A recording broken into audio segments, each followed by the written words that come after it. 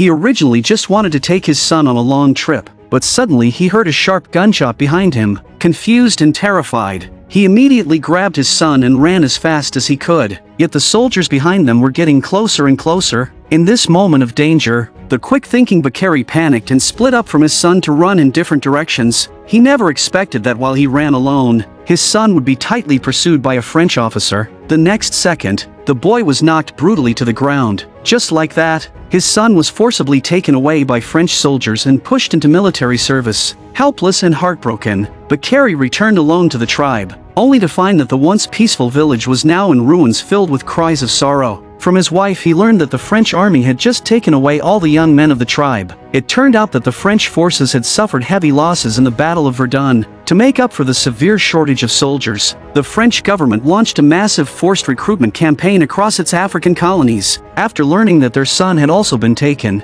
his wife's eyes were filled with despair. Seeing the disappointment in her eyes, Bakary felt a crushing weight of guilt and self-blame. He knew that once his son was sent to the brutal battlefield, survival would be nearly impossible. To give his wife an explanation and to take on the responsibility of a father, Bakary watched the French camp from a distance for a long time. After thinking over and over, he finally made up his mind to save his son. So he walked into the camp and volunteered to join the army. After a physical examination, Bakary successfully entered the French forces. Not knowing the truth, the French soldiers even praised and encouraged him for volunteering. No one in the French army could have imagined that very night, Bakary would wake up his sleeping son along with several other captured boys and attempt to escape from the camp together. Because he had already studied the layout and defenses during the day, Bakary easily led them past the guards and reached the wall of the camp. Just as they were about to make a clean getaway, they were suddenly spotted by a soldier. In the end, only the 3 children at the front escaped successfully. Bakary and his son, who were running behind, were caught on the spot. They were unwillingly thrown into a dungeon, but fortunately, because the French front line was suffering devastating losses and troops were nearly depleted, every soldier had become extremely valuable, so the officer gave them a chance to redeem themselves through combat. Filled with resentment, Bakary and his son put on uniforms, carried rifles, and marched with the others toward Verdun, toward that battlefield known as a human grinder. Watching the soldiers returning from the front lines with heavy, empty expressions, and seeing cart after cart carrying bodies away from the battlefield, Bakary, who had just arrived in Europe, could already sense the cruelty of war. He quickly turned his head to look at his son. In that moment, Bakary silently swore that he would do everything in his power to protect his boy. He vowed to bring his son home safely, even if it meant sacrificing his own life, to give his son a chance to survive. Bakary immediately searched the camp for information after arriving at their station. After a long and exhausting effort, he finally found a man of some influence in the camp. The man agreed to find a way to transfer Bakary and his son into the kitchen so they wouldn't have to fight on the front lines. But the high price of 300 francs per person left Bakary completely helpless. They only had 170 francs left on them. With no other choice, Bakary begged the man to at least help his son get transferred to the kitchen first. He promised that he would find a way to pay back the remaining 130 francs as soon as possible. After much pleading, the kind-hearted man finally agreed with reluctance. Bakary then rushed out immediately to look for his son, but before he could find him, the unit sounded the assembly call to march toward the front line. Helpless, Bakary grabbed his gear and hurried to the gathering point. Listening to the white officer's fiery speech before battle and seeing his son standing straight in the distance, Bakary felt powerless. But as a soldier at that moment, all he could do was watch his son march with him toward that battlefield known as a human grinder. They had barely reached the trenches filled with non-stop explosions when the officer told them they would launch an attack in 5 minutes. It was Bakary's first time on a battlefield, and although his heart was pounding with fear, he forced himself to stay calm and kept reassuring his already panicked son. He reached out and prayed with his son in the traditional way of their homeland. Before the prayer ended, the officer blew the whistle to attack. Bakary quickly told his son to stay behind him and never run off. Then he charged out of the trench with his rifle, but after only a few steps, a shell exploded right beside him. Dazed, he struggled to get up and realized his son had disappeared. He stood amid the flying bullets, looking around desperately and shouting his son's name, but he never heard an answer. Fortunately, after a frantic search, Bakary finally found his son lying on the ground, trembling and covering his head without moving. Bakary planned to stay low with him and wait for the battle to end, but suddenly, his son's friend got up like he had lost his mind and sprinted toward the enemy. Seeing this, his son ignored Bakari's calls and ran after him, helpless again. Bakari got up and chased after his son. When he pushed through the smoke and reached them, he saw the boy lying there, his face twisted in pain and his body shaking uncontrollably. Bakari quickly lifted him and tried to comfort him. With the last of his strength, the boy whispered only 4 words,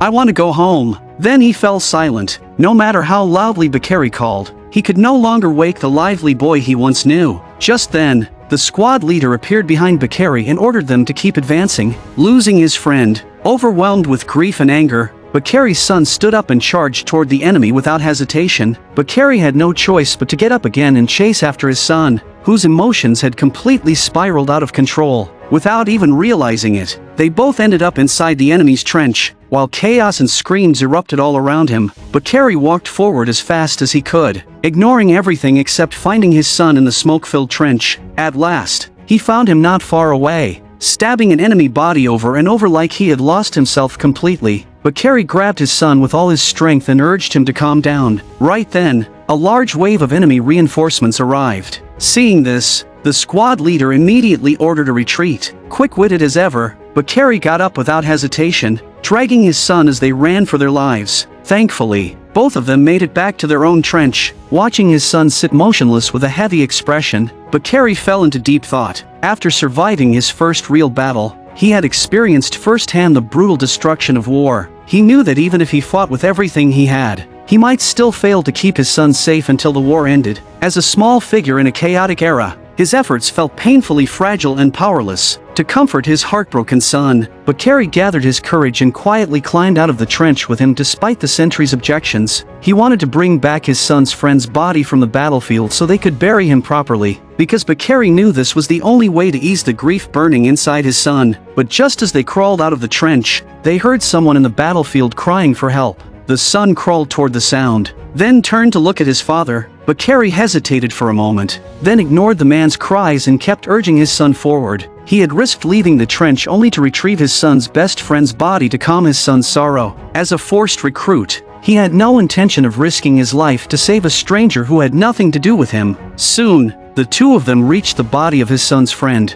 They then used all their strength to drag the body back toward their trench. They struggled inch by inch, slowly dragging the body back toward the trench. No one knew how long it took, but they finally brought the body into the trench. They prayed sincerely and then buried him, but Bakari found himself unable to calm down because the cry for help he had heard earlier kept echoing in his ears. In the end, he climbed out of the trench again alone to look for the man who had been calling for help. But after searching for a long time, he still couldn't find him and had to return quietly to the trench. On his way back, he unexpectedly saw the body of a white soldier. He also noticed money sticking out of the soldier's pocket. Bakari stared at the exposed money and hesitated for a long time. He wasn't someone who cared about money, but before he came to the front, the man with connections had promised that as long as Bakari paid 300 francs, he could transfer his son to a kitchen job far from the front line. Wanting to get his son away from the brutal battlefield, Bakari struggled with the decision but eventually reached out and took the money from the pocket. A few days later, Bakari and his son were finally rotated off the front line and sent to the rear to rest. Bakari immediately brought the money to find the man who had promised to transfer his son to the kitchen, but after searching for a long time,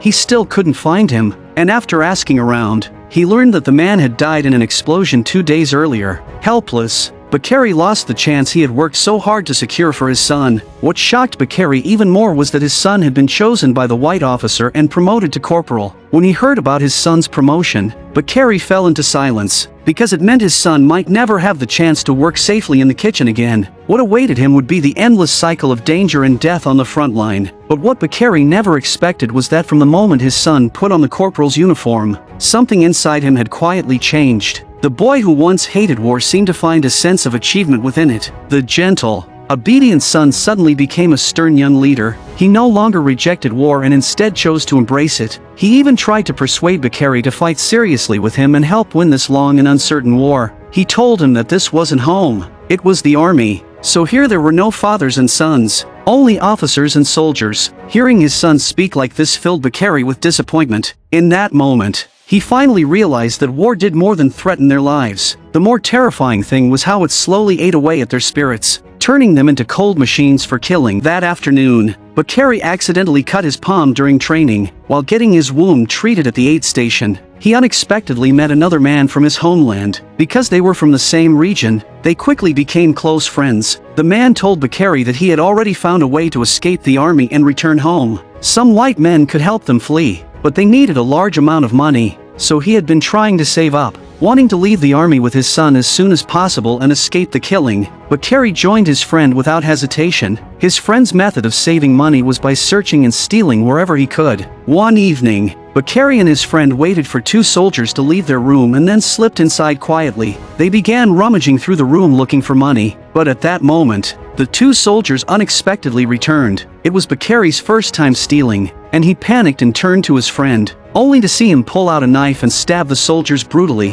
Bakary saw this and had no choice but to rush forward and tackle the other soldier to the ground, but because he was nervous and full of guilt, he was quickly overpowered and pinned down. In that critical moment, his friend grabbed the knife and stabbed the soldier, pinning Bakary again and again. In the end, both soldiers died under his friend's blade. Shaken and terrified, Bakary lay on the ground unable to calm his pounding heart, but his friend remained unnervingly calm as he searched the soldiers' bodies for money. Then the two of them hurried away from the scene, carrying deep guilt. Bakary returned to the front line. He had only wanted to steal a little money to save up enough to escape the army and take his son back home to Africa, but he never imagined that stealing money would cause the deaths of two innocent soldiers. Seeing Bakary's guilt, his friend tried to comfort him and said that if he hadn't killed them, they would have turned them in to be punished. He reminded Bakary that if something happened to him, no one would take care of his son. After hearing his friend's words, Bakary fell into deep thought. He continued stealing money with his friend, and after half a month,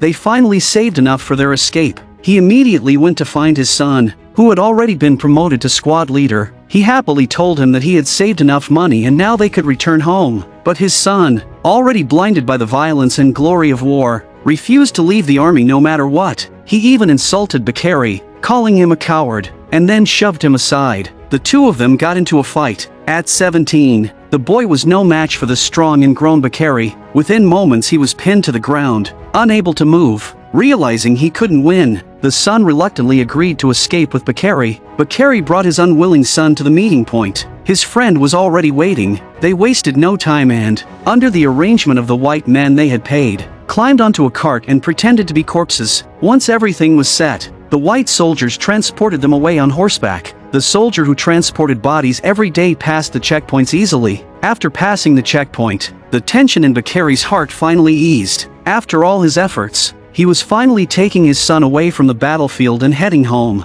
He could almost see his wife and daughter waiting eagerly for them, but when they reached the rendezvous point to switch to another cart and head for the docks, he discovered that his son had vanished. After asking around, he learned that his son had jumped off the cart before they passed the checkpoint and returned to the army. At that moment, Bakary was furious. He grabbed the white soldier by the collar and demanded to know why he didn't stop his son from leaving. Another white man next to him immediately raised his gun. Fortunately, Bakary's friend rushed over to calm him down. His friend told him that his son was 17 and had his own thoughts and choices. He said that even as a father, Bakary couldn't control him forever and needed to learn to let go. But no matter what his friend said, Bakary couldn't abandon his son and escape alone. In the end, he gave up the perfect chance to escape and turned back toward the army without hesitation. When he arrived at the camp, he learned that his son had already gone with the white officer and 20 volunteers to attack a fortified enemy tower at night. The moment he heard this, Bakary ignored everyone trying to stop him and ran straight toward the tower. When he got close, all he could see was fire and chaos everywhere.